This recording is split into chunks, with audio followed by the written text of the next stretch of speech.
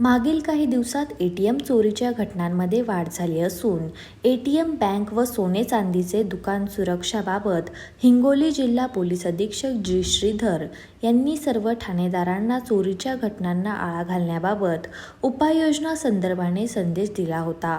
तसेच अनेक प्रसार माध्यमांद्वारे सुद्धा हिंगोली जिल्ह्याच्या आजूबाजूला एटीएम चोरीची घटना घडत असल्याबाबत व बँक अधिकारी तसेच सोनार दुकानदार यांनी चोरीच्या घटनांना आळा घालण्याबाबत काय उपाययोजना करावी याबाबत बातमी दिली होती। त्या अनुषंगाने दिनांक 23/5/2024 रोजी मध्यरात्री सहाय्यक पोलीस निरीक्षक गजानन बोराटे यांच्या नियंत्रणात पोलीस अंमलदार प्रीतम चव्हाण व शेख मदार हे मोटारसायकलवर जवळा बाजार परिसरात पेट्रोलिंग करत असताना रात्री 1:15 वाजण्याच्या सुमारास जवळा बाजार बस स्थानकालगत SBI बँकेच्या ATM जवळ एक AP23 पासिंगचे संशयित बोलेरो पिकअप उभे असल्याचे व त्यामध्ये 4-5 लोक असल्याचे दिसले।